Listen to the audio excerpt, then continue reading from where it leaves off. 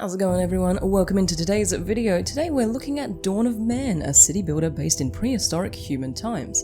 This is a time period that I am rather interested in, having read all of Jean M. Ailes' Earth's Children's book as a child. A young, impressionable child who is now scarred by certain things. But what I loved about the books that carried over to this game is the setting, the vibrancy of pre-man landscapes and primitive technologies. So when I discovered a city builder based in this time, you could say I was very, very excited to get my little mitts on it. Dawn of Man carries you through 6 different ages: Paleolithic, Mesolithic, Neolithic, the Copper Age, Bronze Age, and Iron Age.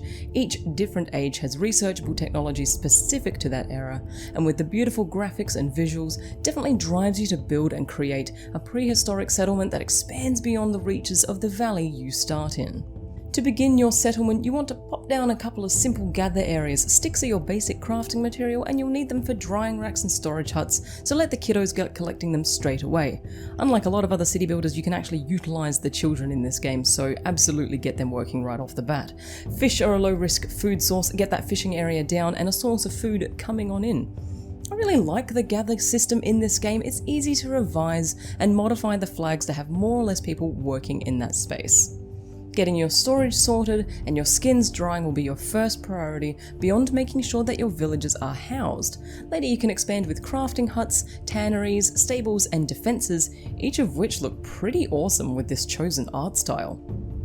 I especially like the crafting mechanic that allows you to continually produce certain items. Knives and harpoons will always be needed by an active village, so make sure you have enough of those in storage to ensure each villager is sufficiently equipped for the wilds. But hunting is my favourite pastime in this game. The use of Primal Vision is a unique one and certainly saves a lot of searching time.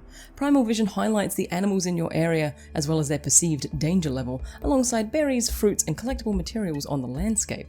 With such a large map, this mechanic is very welcome and is implemented neatly. However, this is where the quick scroll speed really starts to get a bit hinky. Please, Madruga, please let us adjust the scroll speed. Oh my lord. Choose your hunting targets wisely. Within a hunting work area flag, your hunters will only target animals that they can take down easily, ones that won't fight back, our favourite. You can manually set your hunters to attack large animals, but do so with caution or risk getting yeet by a mammoth. Also, they added cheese in the last patch, and I wholeheartedly endorse this addition. Once your village begins to settle a little, it's time to start expanding and researching. While certain technologies unlock the next age, you'll be doing yourself and your game a disservice if you don't take the time to get a few more than required techs under your belt. Level up from basic weapons to swords, from bone weapons to flint, and eventually defenses against raiders. As your village grows and evolves, you will also begin to branch into planting and harvesting for fabrics and grain to truly bring your villagers into the next era of human civilization. Also, your goats need straw, which is a byproduct of grain, so plant lots of grain for your goats. Raider attacks, though few and far between, will heck up your village if you're not prepared. They are seriously buffed and can take down entire structures with just a few rocks I think they're throwing here. You want to make sure you've got your walls up, your citizens armed, and an eye on your alerts so you can sound the alarm and rally your militia when the attacks come. And if you need extra incentive, the raiders will also attack your animals and doggos if they're left unattended. There is a weather system in Dawn of Man, no day or night cycle, but there is a weather system. It doesn't actually seem to affect anything. Crops aren't destroyed, villages aren't struck by lightning. I can't actually find a reason for the storm warnings when they pop up. Making sure your people have enough warm clothing for winter stops them from dying from hypothermia, which I found to be rare anyway, and that seems to be it. It offers an aesthetic choice when you age up to using flax and cotton for clothing, but that seems to be where it stops. Look, at the end of the day, Dawn of Man is fun. I've sunk a lot of hours into this game and genuinely consider it one of my favourite downtime city builders due to its unique aesthetic and time setting. However, it's missing enough key components that I was surprised to discover it's in full release, not early access. For example, medicine is just not included in this game. While your villagers can get infections from animal attacks and diseases, it's simply a matter of outlasting the sickness rather than treating it.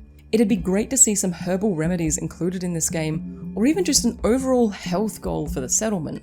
Unlike Banished and Timberborn, there is no overarching health or happiness rating, which makes the villagers of Dawn of Man, though named, seem very impersonal and makes it hard to care about their well-being, beyond being annoyed at the sad debuff. It'd be nice to add a bit of a goal here to Dawn of Man so they had something to strive for other than just the next stage up. Another thing that got me with this is that it's a very slow game. One of the loading screen tips encourages use of the gather areas to automate the gameplay, which is well and good. But once you've achieved this, it doesn't leave a whole lot of wiggle room for the player to play. I enjoy a good macro run as much as the next person, but surely there's a healthy balance that can be found.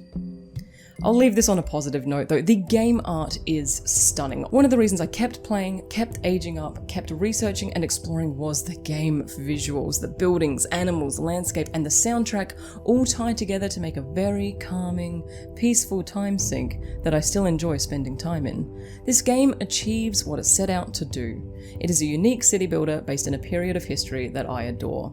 In the future, I'd love to see more updates and patches for this for the dedicated community that plays it. I think with some TLC, this game could be fantastic. It's already great, but it could be fantastic.